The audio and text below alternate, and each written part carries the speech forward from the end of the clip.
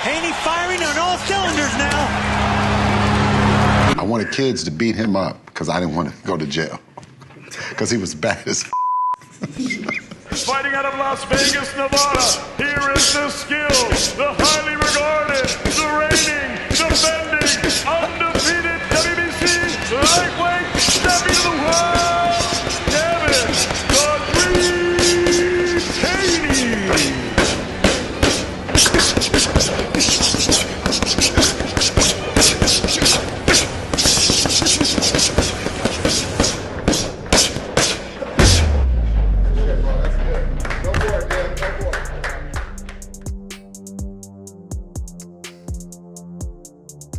What statement are you looking to make against Gamboa come fight night, November 7th? I mean, Gamboa, he's been in there with a lot of tough fighters, a lot of great fighters. But no one has seemed to just dominate him. You know, no one has seemed to just pitch a whole shutout or just, knock Gamboa out. Nobody has pitched a whole shutout and just not let Gamboa be able to do anything. And that's what I'm looking to do on November 7th. I want to go in there and I want to, punish Gamboa. I want to beat him worse than anybody has ever beat him yet. Yes, sir. Yes, sir. Now, Gervonta Tank Davis leading up to the fight when he fought Gamboa, he did say that Gamboa was his most difficult fight on paper. Is that fair to say for you as well? Yes, by far. Gamboa is the biggest name, the toughest fight on paper as well. And, he's shown it in his last fight. He was Tank's toughest fight, not only on paper, but also in the ring. So it just shows you how tough Gamboa really is. Right. Gervonta Tank Davis, he got dynamite in both hands.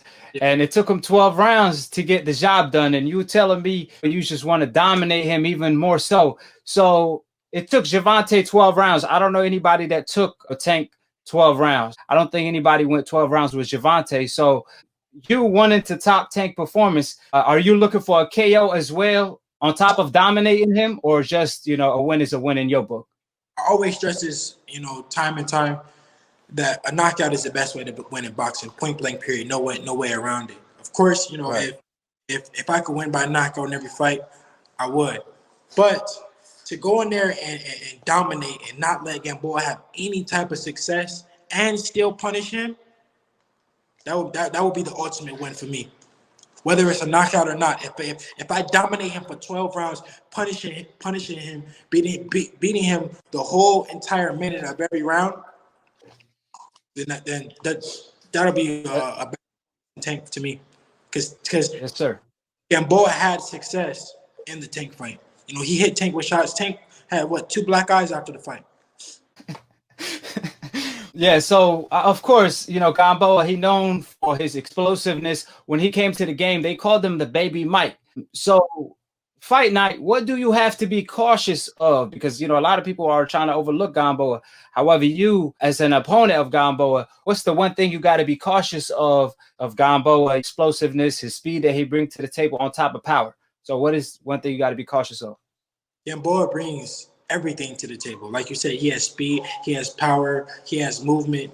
He can do everything. So what I have to do is, be cautious of everything. You can't train for one style with Gamboa. You can't train for one thing.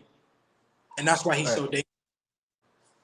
Yes, sir. You worked with a lot of great trainers, from the best of the best, from Roger Mayweather, may he rest in peace, inshallah, to Roy Jones, to Floyd Sr. You trained here and there with Floyd Mayweather Jr.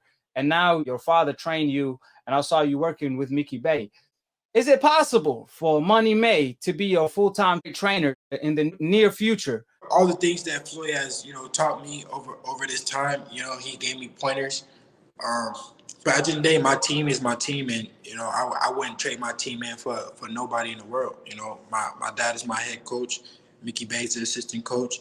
You know what I'm saying? Like I said, in all due respect, I appreciate Floyd for teaching me things, and not stepping on their toes or not trying to X them out. I appreciate him for playing his role and helping teach me some things, but still respecting my dad being my head coach, and and my team being my team.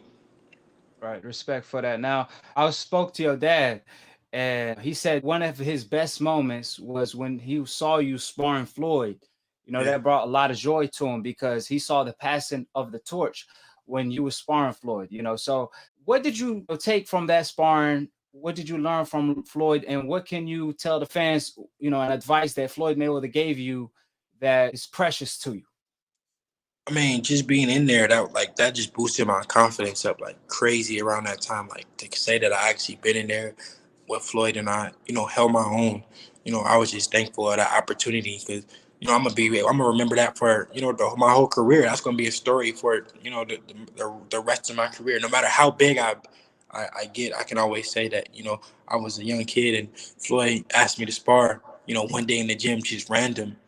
So I'm thankful for that opportunity, and that was just a milestone within itself. Taught me so much. I wouldn't say one thing just stood out a lot, but Floyd taught me a lot of, you know what I'm saying, tricks to do in the ring and some stuff that you could never even pay for to, you know what I'm saying, you couldn't buy. You know what I'm saying? He learned that with his experience being in the biggest fights of, you know, I want to say boxing history. So, you know, I'm thankful for that.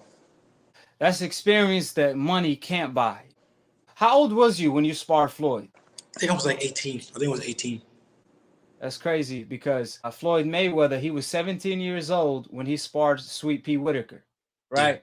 Yeah. And you saw Sweet Pea was a pound for pound #1 fighter around his time. And then when Floyd Mayweather came along, he took the throne. So obviously, that's why your dad said, you know, it was the passing of the torch.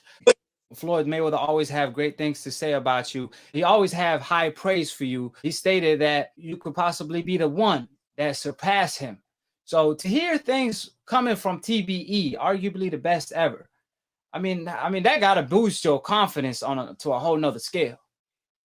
Yeah, I mean, I'm thankful for that. It does boost my confidence, and, you know, hopefully one day, you know, it comes true. This is a two-part question. Who is your biggest money fight? Like, from all the fighters you see today, all right? Like, just if you could name a fight, I don't care if it's 10 years from now, I don't care if it's 20 years from now, you could see a fighter that'd be like, oh, that's my money fight right there. And also, what's your biggest legacy fight? Hold it, you're not that pretty. I'm a bad man. Wait. I still got the wall. I still got the wall. I still got the wall. I bear witness, there's only one God, Allah, and Muhammad is his final messenger. That's what I said, Larry, on the Bungle fight. Thanking you.